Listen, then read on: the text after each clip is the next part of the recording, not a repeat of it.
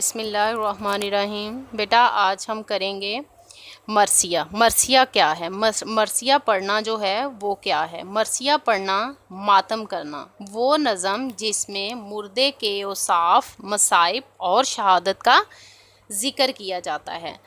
मरसिया अरबी ज़बान के लफ्ज़ रसा से निकला है, जिसका मतलब हज़्नो मलाल और मातम के हैं।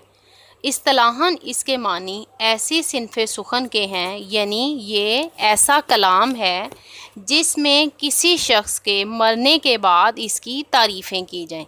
यानी किसी शख्स के मरने के बाद उसके बारे में हम जो कहते हैं उसकी तारीफ़ बयान करते हैं जब वो इस दुनिया से चला जाता है, और फिर अपने गमो अलम और जज्बाते गम का इजहार किया जाए।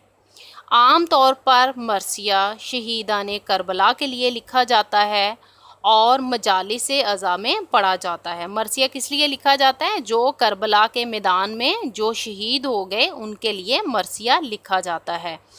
मरसिए में फ़ौत शुदगान यानी जो फ़ौत हो जाते हैं उनके मनाकिब और मसाइब का बयान किया जाता है, यानी उनको जो मुश्किलात, जो मुसीबतें पेश आती हैं उनके बारे में बताया जाता है।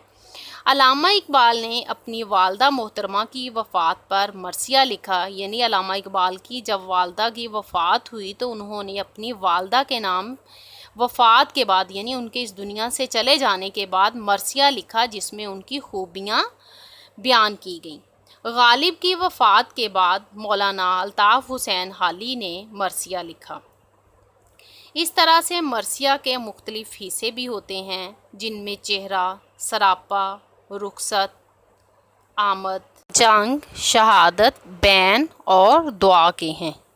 मरसिए की वजाहत करने के बाद कसीदे का ज़िक्र करना और उसमें दोनों में फ़र्क बताना बहुत ज़रूरी है, क्योंकि बहुत सारे स्टूडेंट्स मरसिया और कसीदा में फ़र्क करना नहीं जानते। मरसिया के बारे में मैंने आपको बताया, तो अब मैं आपको बताऊंगी कि कसीदा किसे कहते हैं। कसीदा कहते हैं ऐसी नज़म जिसमें किसी अमीर आदमी या हाकिम वक्त की शान लिखी जाए, उसे कसीदा कहा जाता है।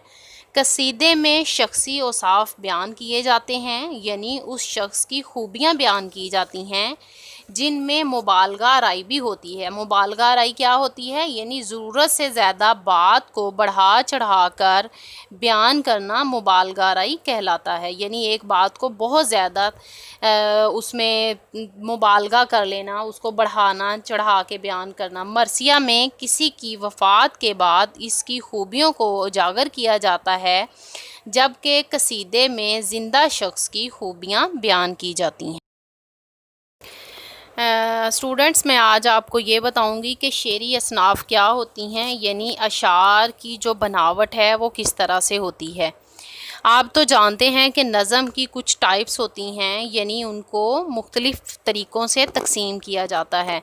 जैसे एक मिसरा जो है वो एक सिंगल मिसरा होता है और बाज़ जगह पे सिर्फ़ मिसरा ही लिखा जाता है। जैसे अल्लामा इकबाल का मिसरा है, हर मुसलमान रगे बातिल के लिए नश्तर था। तो अब ये देखें, ये सिर्फ़ एक मिसरा है। आपको मैं सादा लफ्ज़ों में ये बता दूं कि एक मिसरा क्या होता है, यानी शेर की एक लाइन कह सकते हो आप, और उसको एक मिसरा कहते हैं। जब दो मिसरे मिल जाते हैं, यानी दो लाइनें मिल जाती हैं, तो वो शेर कहलाती हैं। यानी हमारा जो एक शेर अमूमन होता है, जैसे नज़मों में आपने हमद, नात में पढ़ा होगा, सुना होगा, तो वो हमारा एक शेर होता है। एक मिसरा यानी सादा लफ्ज़ों में एक लाइन को आप कह सकते हो, और दो मिसरे जो होते हैं वो एक शेर कहलाते हैं। उसके बाद आ जाता है मुसल्लस। तीन मिसरे जिसमें होंगे उसे हम मुसल्लस कहेंगे, यानी वो बनावट के एतबार से, शेरी असनाफ़ के लिहाज से, सिनफ़े सुखन के लिहाज से वो मुसल्लस कहलाएंगे। तीन मिसरे, जहाँ पे भी तीन मिसरे लिखे होंगे तो हम ये कहेंगे कि दर्ज बाला मुसल्लस में शायर ये कहते हैं, जबकि मुसल्लस जो होते हैं ये बहुत कम जो हैं पढ़ने लिखने में आते हैं।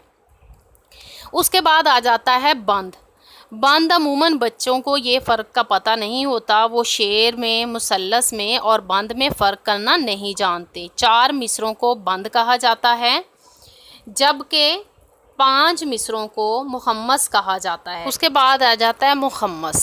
یہ 5 مصرے جو ہوتے ہیں ان کو ہم بناوٹ کے اعتبار سے شعری اصناف کے لحاظ سے مخمس کہتے ہیں۔ جب 5 مصروں والی نظم ہمارے سامنے آئے گی تو ہم یہ کہیں گے کہ یہ نظم جو ہے یہ 5 مصروں پہ مشتمل ہے، تو یہ حیت کے اعتبار سے مخمس کہلاتی ہے۔ لیکن جب 6 مصرے آ جائیں گے، یعنی 3 اشعار، 3 اشعار 2 مصروں کا ایک شعر، تو 3 شعر ہو گئے۔ مخمس مسدس میں 3 اشعار ہوتے ہیں اور 6 مصرے ہوتے ہیں، تو اسے ہم کیا کہتے ہیں؟ اسے ہم مسدس کہتے ہیں۔ ایسی بہت سی نظمیں ہمارے نصاب میں ہوتی ہیں جو کہ مخمس کہلاتی ہیں۔ آپ کو میں نے شعری اصناف کے لحاظ سے بتا دیا کہ ان کی کتنی ٹائپس ہیں، کتنی اس کی قسمیں ہیں: مصرع، شعر، مثلث، بند، مخمس اور مسدس۔